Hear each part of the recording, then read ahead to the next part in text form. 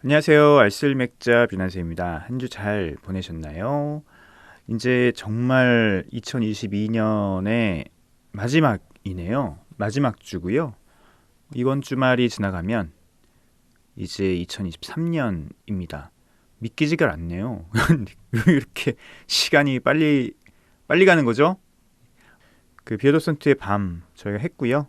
부산, 막 울산, 강릉, 화성 뭐 이런 곳에서 또 와주셔서 저희 정말 재밌게 맥주 마시면서 많은 얘기들을 했던 것 같습니다. 오랜만에 또 얼굴도 뵈서 너무너무 좋았고 맥주 한 잔 마시면서 이런저런 얘기를 할 수 있었던 것 너무 행복했던 시간이었고요. 비오도슨트 밤에 후원을 해주셨던 뭐 칭따오, 카페인 신현리, 독립맥주공장, 삼성주류, 도하인터내셔널 여러분께 진심으로 감사의 말씀을 전해드립니다. 오늘은 제가 말씀드렸듯이 그냥 1년 동안 제가 마신 맥주들에 대해서 이야기하는 시간을 좀 해보려고 하고요. 뭐 그렇게 깊은 얘기를 하진 않을 겁니다. 깊은 얘기는 하진 않을 거고 어떤 맥주를 마셨는지 그리고 그 중에서 인상 깊었던 맥주는 또 무엇이었는지 이런 것들을 얘기를 해드리려고 해요. 그래서 제가 이제 요즘은 사진으로 기록을 남기니까 2022년 1월 1일부터 찍었던 사진들을 쭉 둘러봤거든요. 쭉 보면서 뭐 제가 마신 맥주들을 정리해드리면서 알쓸맥자 올해 2022년 마지막 방송을 마무리를 하려고 합니다. 그리고 2023년에 또 뵙겠네요. 자, 두 번째 음악 듣고 와서 본격적으로 알쓸맥잡 지기가 어떤 맥주를 마셨는지 뭐 이런 것들을 한번 같이 얘기를 해보도록 하죠. 첫 번째 노래는 김현철의 횡계에서 돌아온 저녁이었고요. 두 번째 노래는 신곡이죠. 뉴진스 디토.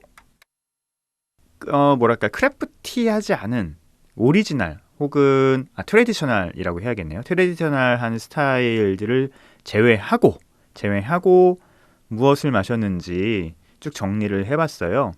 그런 것까지 하니까 너무 많더라고요. 그리고 또 하나 뺀 거는 이제 IPA 종류들 중에서도 또 NEIPA 이런 거 다 뺐습니다. 되게 많이 마셨는데 솔직히 NEIPA를 이렇게 뭔가 브랜드별이나 아니면 이렇게 종류별로 정리해 드리는 게 크게 의미가 없을 것 같다는 생각을 저는 하고 있어서 왜냐면 NEIPA가 굉장히 비슷비슷하잖아요. 조금 심하게 얘기하면 아는 맛. 예전에 NEIPA가 처음에 나왔을 때만 해도 굉장히 신기하고 막 이것도 마셔보고 저것도 마셔보고 막 그랬었는데 저는 올해 1년에 NEIPA를 진짜 많이 마셨어요. 작년하고 2021년, 2022년에 NEIPA를 되게 많이 마셨습니다. 그 이유는 제가 이제 독립맥주에서 만드는 맥주들과 또 비교를 해보고 또 벤치마킹도 하고 뭐 그럴 목적으로 많이 마셨어요. 제가 뭐 그 맥주 스타일을 특별히 좋아한다라기보다는 많이 마셨기 때문에 굉장히 많이 마셨는데 다 뺐습니다. 비슷비슷하고 NEIP 같은 경우는 어떤 홉들이 주로 들어가는지 알고 있거든요. 근데 그 홉들이 얼만큼 들어가느냐, 어느 타이밍에 넣느냐에 따라서 맥주의 색깔이 조금씩 바뀌긴 하지만 전체적인 색깔은 다 거의 비슷해요. 그러니까 무슨 말씀을 드리고자 하는 거냐면 NEIPA를 먹는다고 해서 어떤 홉의 특성들을 특별하게 탁탁 집어내기도 쉽지 않고 그 맥주가 갖고 있는 어떤 그 고유의 모습들을 이제는 특별히 얘기하기가 좀 어려운 시대가 된 것 같습니다. 예전엔 안 그랬잖아요. 예전엔 저희가 NEIPA를 많이 접해보지 못했던 시절에는 그 맥주를 마시고 어떤 향이 난다, 어떤 느낌이다 얘기했었는데 지금은 수입 맥주들도 그렇고 국내 크래프트 맥주들도 그렇고 나오는 NEIPA들의 모습들이 비슷하다는 걸 우리가 알게 됐죠. 그리고 어떤 홉을 어떻게 넣는지도 이제 크게 궁금하지 않아요. 그런 계열의 향을 만들기 위해서는 이런 홉들이 이런 타이밍에 이렇게 들어가야 되는데 그게 더 많으냐, 적으냐, 아니면은 좀 다른 타이밍에 넣느냐, 몇 가지 홉을 넣느냐 그런 차이점들이 있을 뿐이지 근데 전반적인 갖고 있는 어떤 그 NEIPA의 모습들은 비슷하기 때문에 그런 것들은 따로 말씀드리지 않겠다. 하지만 NEIP를 굉장히 많이 마셨다라는 생각이 들고 그 외에 이제 제가 이제 이거 좀 특별한 맥주들인데 야 흔하지 않은 맥주들인데 뭐 이런 것들을 쭉 정리를 해보니까 뭐 아주 세세하게 정리를 해보지 않았지만 보이는 대로 정리를 해보니까 그래도 꽤 많더라고요. 꽤 많고 뭐 페스트리 타운 썬크라든지 라운 미드나우 스카치에일, 샤인 머스켓 블랑, 그다음에 뭐 슈렌켈라 아히트 요거는 이제 숙성 버전 2016년 빈티지 버전, 베르타르트 몽키 트리플, 러스네일 프레몬트, 푸더 세종, 뭐 드래곤스 밀크 솔레라, 에피파니아 꼬냑 배럴 시리즈들, 뭐 콰드리가, 로덴바흐 레드 트리펠 이런 건 제가 얘기 안 해드렸었죠. 예, 비니페라 피노그리 요거 끝내줬죠. 뭐 끼베바리크, 뭐 흑호랑이 같은 것도 있었고요. 고릴라는 되도랑 한 거, 발리와인 와인 배럴, 크레머리 거 시리즈들, 델리리움, 블랙 배럴, 뭐 에이지드 이런 것도 있었고, 뭐 제가 좋아하는 2021년 올드 맨하탄 같은 맥주들, 리텐하이너 바이세, 뭐 킹 고블린, 뭐 이런 것도 여러 가지 있습니다. 최근 얼마 전에까지 먹은 블랙 투스데이 리저브까지 뭐 이런 맥주들이 있고, 이런 맥주들을 쭉 보니까 몇 가지를 제외하고는 스타일이 아니고 좋아하는 취향이 나오는 거예요. 역시 배럴 에이지드를 좋아하는구나. 제가 지금 말씀드린 맥주들을 쭉 보니까 다 배럴 에이지드들인 거예요. 뭐 와인 배럴 에이지드, 대부분 버번 배럴 에이지드가 많고 버번 배럴들이 많고 와인 배럴 맥주들도 좀 있고 와인 배럴 맥주들이 굉장히 좀 재밌는 맥주들도 있었고 뭐 럼 배럴 맥주들도 있고 내가 배럴 역시 배럴 에이지드 맥주를 좋아하는구나를 1년 동안 먹은 맥주를 쭉 보니까 나오더라고요. 제가 술이 그렇게 안 세거든요. 제 술이 약한 편이에요. 그리고 저랑 이게 맥주를 드시거나 술을 드시는 분들은 다 아시겠지만 이제 2잔만 먹어도 맥주 2잔째부터 얼굴이 빨개지기 시작합니다. 제가 그걸 느끼거든요. 얼굴이 벌개지면서 몸에 이렇게 열이 막 올라오는 걸 느껴요. 그래서 얼굴이 엄청 빨개지는 스타일이에요. 실질적으로 몸에 알코올을 분해하는 효소가 많은 체질이 아닌 거죠. 굉장히 이런 부분에 대해서는 저희 이제 조상들과 이런 부분 되게 원망하고 있는데 술이 세지는 않아도 좀 2잔 먹고 얼굴 빨개지는 거는 정말 그래요. 정말 싫어요. 근데 제가 좀 그런 스타일이에요. 그리고 한 3잔이 넘어가면은 뭐 좀 두근두근 되기 시작하고 4잔째 먹으면은 이제 진짜 심장이 좀 빨리 뛰고 이런 스타일이거든요. 술을 많이 못 먹는 스타일이고 술을 많이 못 먹는 스타일이라기보다는 술이 몸에 받는 스타일이 아니에요. 저 같은 사람이 배럴 시리즈들을 좋아하는 거는 조금 문제가 있죠. 배럴 시리즈들은 배럴 뭐 숙성 맥주들 같은 경우는 다들 알코올 도수가 막 10도, 낮아도 9도, 높으면 막 15도. 엊그저께 마신 블랙 투스데이 리저브 같은 21도 막 이렇거든요. 엄청 높아요, 알코올 도수들이 대부분. 그러다 보니까 솔직히 이런 맥주들이 제 몸엔 안 맞지만 제가 그런 걸 좋아해요. 왜냐면 제가 위스키랑 와인을 좋아하는데 그런 어떤 고도수 술에서 나오는 아주 복합적인 향들을 좋아하거든요. 제가 소주를 되게 싫어하고 안 마시는 이유도 소주는 특별한 향이 없잖아요. 그냥 알코올을 털어놓는 그런 건데 너무 싫거든요. 그러니까 오히려 술이 약하기 때문에 한 잔을 마셔도 그 술에서 나오는 많은 향들을 좋아하기 때문에 맥주에서도 이제 우리가 일반적으로 마시는 뭐 라거 종류나 그러니까 일상 맥주들 뭐 이런 것들을 제외하고는 이런 어떤 다양한 향들을 응축해서 갖고 있는 이런 배럴림스 뭐 배럴 시리즈들을 배럴 숙성 맥주들을 그래서 좋아하는 거죠. 이렇게 돼 있더라고요. 하지만 이제 가장 많이 마신 스타일을 보니까 이렇게 배럴 숙성 맥주들을 좀 제외하고 그리고 이제 NEIPA, 뉴 잉글랜드 IPA 요거 굉장히 많이 마셨어요. 많이 마셨고 그리고 많이 마신 맥주가 올해 유난히 많이 마신 맥주가 잉글리시 페일 에일을 많이 마셨더라고요. 잉글리시 페일 에일을 굉장히 많이 마셨고 잉글리시 페일 에일 그러니까 영국 에일들이 한때 한국 시장에서 굉장히 찾기가 힘들었거든요. 그런데 2022년을 기점으로 많이라기보다는 이제 모습을 드러내기 시작한 것 같아요.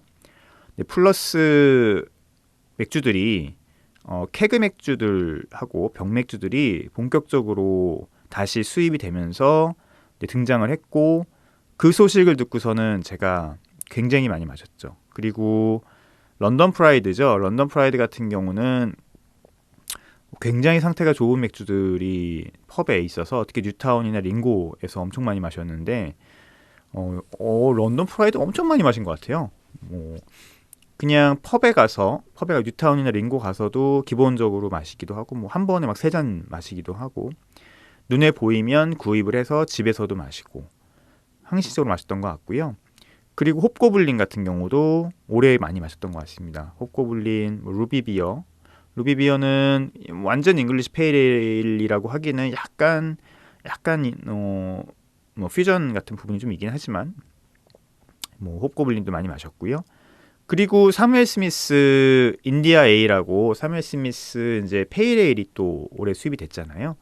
그래서 사무엘 스미스 페일에일은 많이 못 마셨고요. 구하려고 했더니 이제 많이 이미 없어졌더라고요. 대신에 이제 사무엘 스미스 인디아 에일 IPA죠. 뭐 이게 IPA인지 페일에일인지 IPA 맞습니다. 잉글리시 IPA 스타일인데 잉글리시 IPA는 제가 한 박스를 사서 정말 일상 맥주처럼 마셨어요.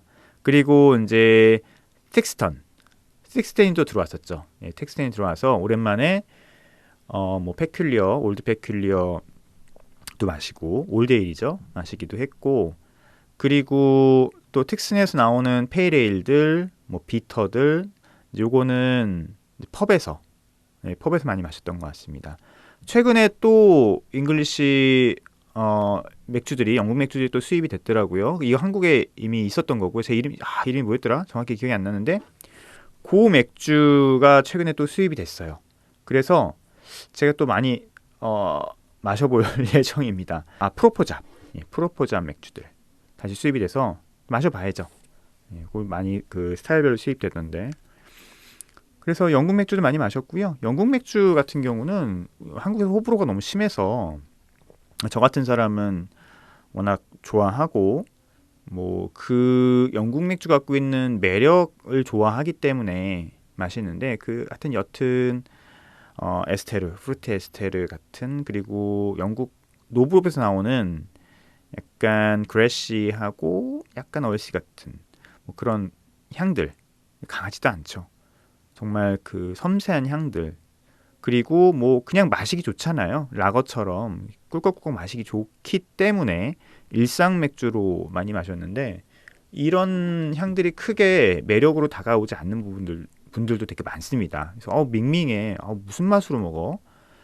그죠? 탄산도 적고 그렇기 때문에 호불호가 있기 때문에 솔직히 잉글리시 에일들이 한국에서 대세가 되기는 좀 힘들다라고 보고는 있습니다. 하지만 이걸 좋아하는 층들이 있어요. 이건 맥덕들도 아닐 거예요. 맥덕들은 오히려 이런 맥주들도 관심 없겠고 맥주를 어느 정도 공부했거나 영국에 다녀왔거나 그리고 맥주 세계에 관심이 있는 약간 고관여층, 중고관여층들은 잉글리시 에일 먹습니다. 그래서 이런 층들이 있으니까 좀 계속 수입이 됐으면 좋겠어요. 그리고 페일라거 많이 마셨는데요. 페일라거 중에서 압도적으로 많이 마신 게 뭐지? 라고 생각해 보니까 칭따오예요. 칭따오를 진짜 많이 마셨습니다. 네, 칭따오는 정말 마시기 편한 맥주잖아요. 그래서 칭따오는 항상 저희 집 냉장고에 있는 것 같아요. 항상 구비되어 있습니다.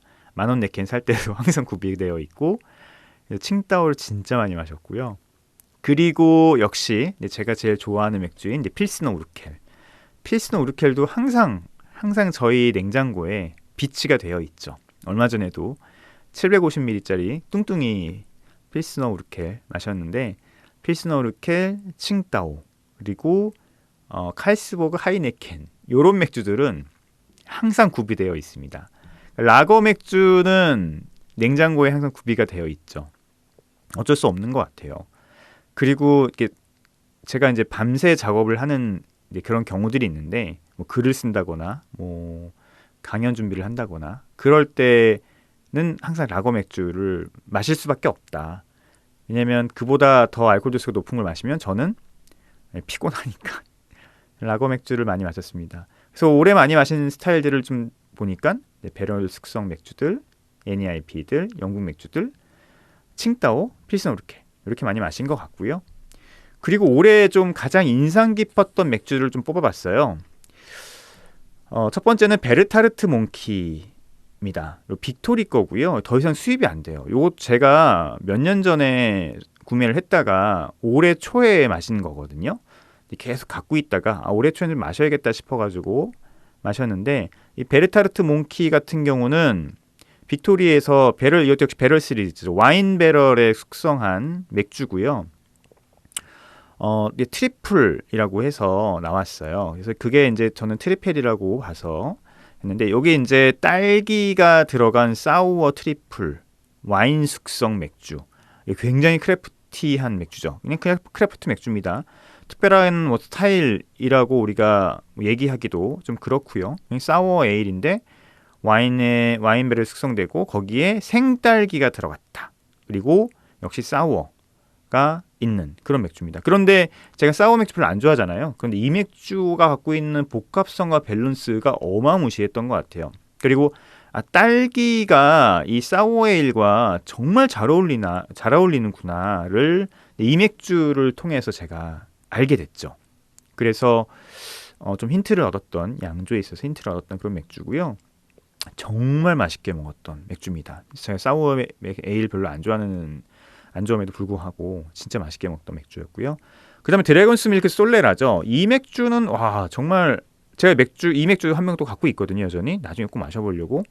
이 드래곤스 밀크는 뭐 워낙 많이 마셔본 맥주죠. 그리고 뭐 버번 배럴 시리즈 중에서도 가장 가성비가 뛰어나고 훌륭한 맥주인데, 이제 버번 배럴 시리즈가 아닌, 그리고 임페리얼 스타우트가 아닌, 그런 드래곤스 밀크 중에 솔레라는 이제 스페인의 쉐리 와인을 담는 전통적인 담그는 방법을 얘기를 하거든요. 찾아보니까 와인 맨 밑에는 가장 오래된 그 쉐리 와인, 그 위에는 중간 정도 숙성된 와인, 맨 위에는 신선한 와인. 요 세 개를 놓고서는 와인을 숙성의 정도에 따라서 계속 밑으로 이제 내려놓는 거예요. 그러니까 맨 밑에 오래된 숙성 와인들을 병입을 하면 다 병입을 하지 않고 좀 남겨놓고, 그러면 두 번째 있었던 와인을 맨 밑에다가 섞습니다. 혼합을 시켜서 또 숙성을 시키고, 또 맨 위에 있었던 제일 신선한 와인을 두 번째 넣어서 또 섞어서 숙성시키고, 그 다음에 제일 위에 또 새로운 와인 넣고, 이런 식으로 이게 쉐리 와인이거든요. 그래서 주정 강화 와인을 모주로 해서 만드는 그런 어떤 쉐리 와인을 만드는 방법이 솔레라라고 하는데, 드래곤스 밀크 이 맥주가 그 방법을 똑같이 사용해서 만든 맥주예요. 그래서 이 맥주의 모주가 뭔지 되게 궁금했거든요. 맥주에 주정 강화를 쓰지는 않을 거고, 그래서 보통 올드 에일을 쓸 것이다라고 했는데, 뭐 특별한 스타일은 아니었던 것 같고, 그냥 미국에서 만드는 알코올 도수가 높은 맥주를 사용을 해서 그런 솔레라 방식을 통해서 만든 맥주예요. 진짜 끝내줍니다. 진짜 그런 향미의 복합성이나, 그리고 일반적으로 우리가 알고 있는 맥주와는 좀 다르지만 튀지 않고, 그렇다 마시기도 이렇게 힘들지 않은 아주 농축되고 숙성된 향을 갖고 있는 그런 맥주였던 것 같아요. 정말 이 드래곤스 밀크 솔레라는 기회가 되면 정말 한 박스를 구매를 하고 싶은 생각도 좀 들었던 그런 맥주입니다. 재고가 있으면 다시 한번 꼭 마시고 싶고요. 한 병은 제가 남겨놨어요. 또 마시려고. 그리고 이제 비니베라 피노그리라고 하는, 요거는 이제 구하기도 힘들고 한국에서도 구하기 힘들고 캐나다 크래프트 맥주인데요. 저도 얻어 마셔봤습니다. 이거는 뭐 대외 판매용이라보다는 이제 정말 아시는 분한테만 판매를 해서 뭐랄까요, 뭐 이렇게 대중한테 판매용 맥주는 아니었어요. 그런데 이것도 와인 배럴 숙성 맥주였거든요. 근데 이 맥주 정말 끝내줬습니다. 색깔도 그렇고 와인 배럴 숙성이라고 하는 느낌이 나지만 굉장히 프루티하고 베리 프루티한, 베리, 스트로베리 이런 베리 말하는 겁니다. 베리 쪽에서 나오는 프루티함과 와인 배럴에서 나오는 어떤 그런 향들이 너무 잘 어울리는 그런 맥주였던 것 같아요. 다시 구하기 좀 힘든 맥주긴 하겠지만 너무 인상 깊었던 그래서 맥주가 이렇게까지 우리가 갈 수 있구나를 느꼈던 그런 맥주였던 것 같고요. 그 다음에 최근에 마셨던 가장 인상 깊었던 맥주가 이제 블랙 투스데이 리저브죠. 더 브루어리 맥주는 많이 마셔보진 않았는데 좀 가성비가 좀 떨어진다는 생각을 좀 했거든요, 그동안. 그래서 뭐 그렇게 많이 마셔본 맥주들은 많이 마셔본 브루어리는 아닌데 요번에 이제 뭐 제가 구입한 건 아니고 비어드 스인트 밤에서 병일님이 가져오셔서 정말 귀한 맥주 마셨는데 알코올 도수가 21도예요. 그리고 이제 이 맥주는 더블 배럴 숙성 맥주더라고요. 임페리얼 스타우트를 베이스로 해서 버번 배럴하고 그 다음에 뭐죠? 그 브랜디, 브랜디 배럴에 또 숙성을 해서 더블 배럴 숙성을 해서 알코올 도수를 21도까지 올린 것 같아요. 그래서 몇 년은 더 두고 마셔도 될 것 같았지만 그냥 마셔도 너무 좋았습니다. 특히 이제 확실히 그 브랜디 배럴 숙성을 해서 그런지 몰라도 그 쉐리 같은 느낌이 명확히 있고 뒤에 버번 배럴의 느낌, 바닐라하고 오크향 같은 것들이 같이 있는데 그게 하나도 어색하지 않은. 그리고 알코올 도수 21도기 때문에 확실히 마시면 확 치고 올라오거든요. 그런데 그게 기분 나쁘지 않은. 21도기 때문에 만약에 이런 것들이 잘 어우러지지 않으면 알코올 향이 확 튀어서 맛이 굉장히 힘들 거예요. 그런데 이게 굉장히 잘 어울려져 있더라고요. 진짜 어마무시한 맥주였고 제가 또 좋아하는 스타일이라 그럴지 모르겠지만 21도 알코올이 그렇게 튀지도 않으면서 쉐리 느낌 그리고 그 버번에서 나는 오크 향과 바닐라의 느낌들이 같이 잘 어울려져서 입에 넣어서 마시면 꼭 아주 농축되고 농밀한 어떤 위스키를 마시는 느낌, 그런 느낌이었어요. 그래서 뭐 꿀꺽꿀꺽 마실 수 없는 맥주긴 하지만 천천히 정말 마시기 좋은 그런 맥주였던 것 같고요. 그리고 이제 오르발인데 보통 오르발이 5년까지 숙성을 해서 먹는 경우들이 많거든요. 그리고 상미기한이 5년까지라고 되어 있고 그런데 이제 링고에서 특별히 7년 동안 숙성한 오르발 마셔봤습니다. 제가 5년, 1, 2, 3, 4, 5년 다 마셔봤는데 뭐 제가 숙성을 잘 못해서 그런지 몰랐지 그래서 보관을 못해서 그런지 몰라도 5년 정도 되면은 이 브렛 향들이 살짝 이게 꺾이는 느낌들이 좀 있어요. 그런데 요번에 마셨던 그 오르발 7년 숙성 이 맥주는 보관을 워낙 잘 해놓으셔서 그런지 몰라도 이 브렛 향의 느낌이 굉장히 활발하게 살아있더라고요. 굉장히 생생하게 남아있고요. 그런데 이제 막 튀는 느낌이 아니죠. 이렇게 살아있는 거죠. 그런 느낌들이 남아있어서 와 너무 훌륭했던 오르발의 어떤 그 잠재성에 대해서 느꼈던 그런 느낌이었습니다. 그래서 오르발 너무너무 그 잠재성에 대해서 느꼈던 그런 경험이었고요. 오르발이 최근에 다시 수입이 됐다고 하더라고요. 그래서 제가 최근에 뭐 바트샵을 못 가가지고 구매를 못 하고 있는데 날 잡아서 한번 뭐 비어셀라를 가서 사와야겠다라는 생각이 듭니다. 최근에 제가 펍에 가서 뭐 이런 맥주들을 많이 마셨지 제가 이제 요즘에 바트샵을 잘 못 갔거든요. 우리 저기 조만철 대표님의 효모사피엔스 주로 가서 제가 왕창 사와서 마셨는데 문을 닫아서 더 이상 못 가고 다시 시간 되면 비어셀라를 다시 가야 될 것 같아요. 그리고 저희가 요번에 비어드 스인트 수업을 다시 연세대학교로 하기 때문에 맥주를 다시 구입할 시점이 됐는데 한번 가서 오르발도 좀 구입하고 뭐 나머지 좀 재밌는 맥주들이 뭐가 있는지 조금 구입해 보려고 합니다. 그리고 최근에 이제 굉장히 인상 깊었던 뉴 잉글랜드 IPA가 국산 IPA예요. 국내 크래프트 맥주 IPA입니다.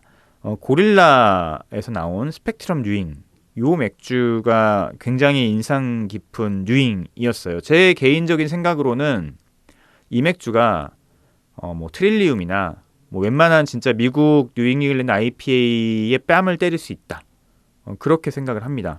요거 그 스펙트럼이라고 하는 홉 익스트랙트를 넣은 뉴잉이거든요. 제가 요거 이제 늘어갔을 때 독립맥주공장이랑 같이 뭘 해보고 싶다고 제안을 주셔서 제가 직접 고릴라 기장에 있는 고릴라 브루어리를 가서 같이 호핑을 했어요. 그래서 눈 앞에서 이제 스펙트럼 홉이 무엇인지 좀 보고 앤드류랑 이런저런 얘기를 굉장히 많이 했던 기억이 납니다.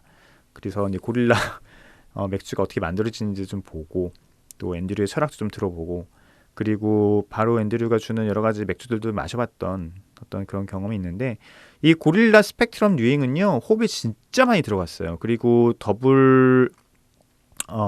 당화 더블 매싱을 해서 알코올 도수도 올리고 그리고 뒤에 남아있는 굉장히 묵직한 단맛들 이제 매싱의 결과물이거든요. 정말 잘 남아있어서 뉴잉의 기본을 잘 지키면서도 정말 우리가 알고 있는 그 홉들 있잖아요. 갤럭시라든지 뭐 여러 가지 홉들 갤럭시가 들어갔나? 다시 확인해 봐야겠고 그거는 어쨌든 우리가 알고 있는 뉴잉에 들어가는 홉들이 들어가면서 그 향들 정말 망고, 파인애플, 뒤에 뭐 구아바 막 이런 오렌지 주스 같은 향들이 막 팡팡 튀어오르지만 묵직하게 또 남아있는 그리고 스펙트럼 홉을 넣었을 때의 어떤 그런 것들이 정말 배가 되는 그래서 요번에 고릴라 스펙트럼 뉴잉은요 기회가 되시면 꼭 드셔보셔야 돼요. 국내에 나온 웬만한 뉴잉들 중에서는 거의 최고 수준이다 라고 저는 감히 말씀을 드리고요. 해외에 들어오는 좋은 미국 맥주들, 미국 뉴잉들과 견져도 절대 꿀리지 않는다라는 생각이 저는 듭니다. 그래서 요런 맥주들 베르타르트 몽키, 드래곤스 밀크 솔레라, 비니베라, 피노그리, 블랙 트위스트 리저브, 오르발 7년 숙성시킨 것 그리고 고릴라 스펙트럼 뉴잉 요게 제가 2022년에 마셨던 가장 인상 깊었던 맥주들이에요. 그리고 가장 실험적인 맥주들도 좀 꼽아봤는데요. 뭐 비니베라 피노그리나 블랙 트위스트 리저브, 베르타르트 몽키 이런 거 말고 제가 올해 또 굉장히 진짜 실험적인 맥주다라고 느꼈던 게 슈렌켈라 리저브 시리즈들이에요. 그러니까 슈렌켈라 빈티지 시리즈들이죠. 슈렌켈라 하시면 이제 다 아시잖아요. 근데 슈렌켈라에서 빈티지가 있습니다. 2016, 2015, 2017 빈티지 특히 저는 지금 다 갖고 있는데 그 중에서도 슈렌켈라 아이헤 도펠복이죠. 도펠복 시리즈 도펠복인데 2016년 요 맥주가 감탄을 금치 못했던 맥주예요. 그러니까 저는 슈렌켈라를 되게 많이 마셔본 사람이기 때문에 느낌들을 대부분 기억을 하고 있는데 이거를 숙성시킬 거라고 생각 못했는데 이게 그 밤베르크 슈렌켈라 양조장에 보면은 지하 저장 시설이 있습니다. 예전에 이제 라거를 숙성시켰던 그 시설이거든요. 그 시설 홈페이지 가면 보실 수 있어요. 근데 거기서 병째 그냥 숙성을 시킨 맥주예요. 일반 슈렌켈라 아이헤를 특별한 거 없이 그냥 병째 숙성시킨 그런 맥주입니다. 2016년이니까 벌써 6년 숙성이잖아요. 완전히 느낌이 굉장히 새로운 그런 맥주였고 슈렌켈라가 갖고 있었던 그 훈연의 느낌들이 농축된 느낌 그런 느낌도 들었습니다. 그리고 이게 뭐 오크통이나 이런 데 들어갔던 맥주가 아니거든요. 그런데 그런 느낌이 들었어요. 오크 느낌이 굉장히 많이 들었던. 그러니까 어떤 나무에 들어가서 오래 숙성된 느낌들, 굉장히 우디한 느낌들이 들었던 것 같습니다. 그러니까 이 훈연향이 몰티스 훈연향이 아니고 그 오크통도 태워야 되거든요. 오크통 태웁니다. 그래서 안에 그래서 마이야르 반응을 일으켜요. 그래서 거기다가 이제 술을 넣어서 그 오크 향이 입혀 나오는 거거든요. 그런 느낌이었어요. 그러니까 굉장히 잘 마이야르 그 반응을 갖고 있는, 그러니까 굉장히 잘 만들어진 그런 오크통에서 숙성된 슈렌켈라의 느낌, 굉장히 농밀한 그런 훈연향들이 남아있는, 그러면서 마시기 편하고 감칠맛이 굉장히 도드라지는 그런 느낌이었습니다. 그러니까 나무향 혹은 그 뒤에 쭉 깔려있는 느낌은 가스오부시 아시죠? 가스오부시 같은 향이 농축돼서 있는 그런 느낌이었어요. 그런 게 이제 맥주에서 느낄 수 있는 감칠맛이죠. 감칠맛. 그래서 맥주에서도 감칠맛이 나곤 한데 특히 이제 다크몰트가 숙성된 맥주에서 잘 숙성된 맥주에서 감칠맛이 나거든요. 그런데 이 슈랭케를라 빈티지 시리즈를 마셔보면 이 감칠맛이 뭔지 정확히 아는 그런 느낌의 맥주가 바로 슈랭켈 아이에였던 것 같습니다. 그 빈티지 버전이었고요. 제가 또 아직 갖고 있어요. 그래서 이제 비교 테이스팅, 벌티컬 테이스팅이죠. 벌티컬 테이스팅을 좀 해보려고 준비하고 있습니다. 그리고 이제 콰드리가라는 맥주가 있어요. 콰드리가 인셀이거든요. 독일의 인셀이라고 하는 브루어리에서 나온 이 맥주인데요. 이 콰드리가 인셀은 제가 5년 전에 독일에 갔을 때 마셔본 맥주들입니다. 인셀은 크래프트 맥주예요. 독일 크래프트 맥주인데 다른 크래프트 맥주들과 다르게 굉장히 흥미로운 시도를 많이 하고 라벨이나 이런 것부터 벌써 독일 느낌이 별로 아닌 유럽 느낌이긴 해요. 근데 독일 느낌이 아닌 굉장히 독특한 독일 크래프트 맥주였습니다. 그래서 요거 한국에 수입되면은 좀 재밌지 않을까라는 생각을 했던 그런 맥주고 그때 마셨던 몇몇 맥주들이 굉장히 인상 깊었던 맥주인데 요번에 한국에 정식 수입이 됐어요. 콰드리가라고 하는 맥주는 제가 처음 마셔본 맥주인데 이 콰드리가라는 맥주는 제가 저번 시간에 말씀드렸던 그 샴페인 맥주예요. 샴페인 맥주, 베르드 샴파뉴라고 하는 맥주 스타일인데 굉장히 인상 깊었고 맛이 굉장히 편하지만 그 폭발적인 그 기포의 느낌이 아름다웠던 그런 맥주입니다. 그래서 콰드리가는 굉장히 가격이 너무 비싸요. 이게 독일에서도 막 15유로 이런 맥주이기 때문에 한국에서는 기본적으로 8만원에서 10만원까지는 받아야 되는 맥주여서 가성비 측면에서는 잘 모르겠지만 어쨌든 한 번 정도는 드셔보셔도 괜찮은 맥주다 라는 생각이 들고 저도 기회가 되면 이런 맥주를 한 병 사서 혼자 다 먹기는 굉장히 부담스럽고 이렇게 좀 쉐어를 해서 같이 이렇게 세미나 같은 데 같이 마시면 좋겠다라는 느낌의 맥주였습니다. 콰드리가 구할 수 있을지 모르겠네요.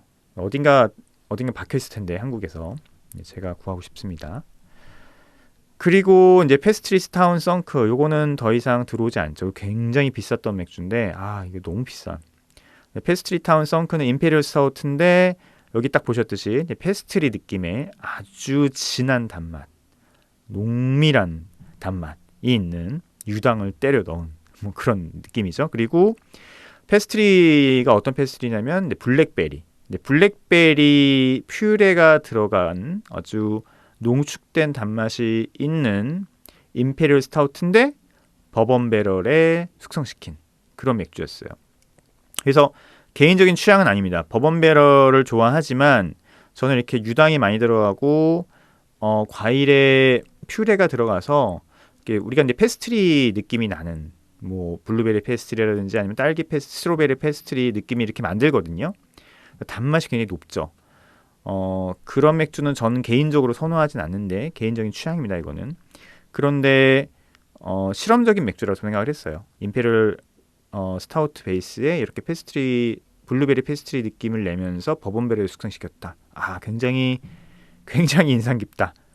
그런 생각이 들었습니다. 그래서 이런 맥주들을 제가 올해 좀 실험적인 맥주로 좀 꼽았던 것 같아요.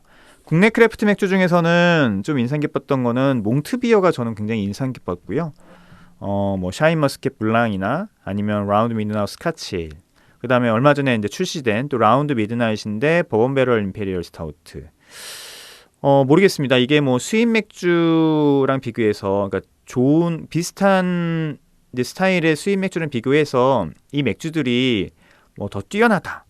요렇게 말씀드리긴 좀 힘들 것 같아요. 더 도드라진다, 더 인상 깊다라고 말씀드리기는 조금 힘들지만 몽트비어가 시도하고 있는 이런 모습들은 굉장히 인상 깊다라는 생각이 들었고 그리고 아직은 뭔가 올라오지 않았지만 아직은 조금 몇 프로 부족하지만 몽트비어가 만들려고 하는 이런 맥주들의 지향점들은 이해할 수 있겠다. 라는 생각들을 좀 많이 했습니다. 특히 이제 이렇게 샤인머스켓 블랑처럼 샤인머스켓이 이게 아마 상주 샤인머스켓일 거예요. 몽티뷰에서는 지역 농산물을 갖고 다양한 시도를 많이 했거든요. 지금도 하고 계시고 그런 모습들이 국내 크래프트 맥주들, 특히 이제 지방에 있는 크래프트 맥주들이 할 수 있는 그런 아주 좋은 모습들 같아요. 그런 그 시도를 하고 있는 것들이 많이 있긴 한데 그런 것들을 굉장히 프리미엄화 시키고 돈이 안 됨에도 불구하고 지속적으로 꾸준히 뭔가 하시는 그런 곳들은 조금 보기가 힘들거든요. 저처럼 서울에 있는 크래프트 맥주는 좀 하기가 힘든 모습이에요. 뭐 진정성도 좀 떨어지고, 뭐 저희 같은 경우 도심에 있는 양조장들은 양조 시설도 좀 부족하기 때문에 좀 힘든데, 그런데 이렇게 뭐 지방에 있는 특히 이렇게 속초에 있는 몽티비어 같은 경우는 다양한 시도를 한다는 것이 굉장히 인상 깊었습니다. 그래서 저는 올해 좀 인상 깊은 국내 크래프트 맥주 브루어리를 꼽자고 하면은 저는 몽트비어를 좀 꼽고 싶어요. 내년에는 또 어떤 맥주를 마실지 굉장히 궁금해집니다. 그리고 내년에 또 협회에서 세미나를 좀 자주 할 생각이거든요. 그 세미나를 통해서 이제 좀 정리를 하는 뭐 그런 시간을 좀 많이 가져보려고 해요. 그래서 내년에는 그런 세미나의 결과들도 한번 얘기를 해드리면서 어떤 것을 느꼈는지 이런 것들을 같이 얘기하는 시간을 했으면 좋겠고요. 내년에는 조금 더 좀 재밌고 흥미로운 그런 어떤 맥주 이야기들을 좀 해보겠습니다. 올해 맥주 스타일을 얘기를 저는 나름대로 쉽게 얘기해드리려고 했는데 들어보니까 역시 고관여층이 들을 수 있는 그런 내용이었더라고요. 내년에는 조금 더 쉽고 재밌는 맥주들 맥주 이야기를 좀 해드리려고 하고 또 저희 협회에서 하고 있는 세미나들이나 이런 것들 결과들을 좀 가져와서 재밌는 좀 흥미로운 주제들을 좀 얘기를 해드리는 시간을 갖도록 하겠습니다. 그리고 내년에는 이제 저 혼자 하는 어떤 방송도 있겠지만 게스트들을 좀 모시는 방송들도 자주 진행해 보도록 하겠습니다. 지난 1년 알쓸맥잡 많이 청취해 주셔서 대단히 감사드리고요. 내년에는 또 재밌는 맥주 이야기로 돌아오도록 하겠습니다. 마지막 음악 들으면서 2022년 알쓸맥잡 정리를 해보도록 하죠. 마지막 노래는 봄, 여름, 가을, 겨울의 12월 31일입니다. 건강하시고요. 내년에 또 뵙겠습니다. 안녕히 계십시오.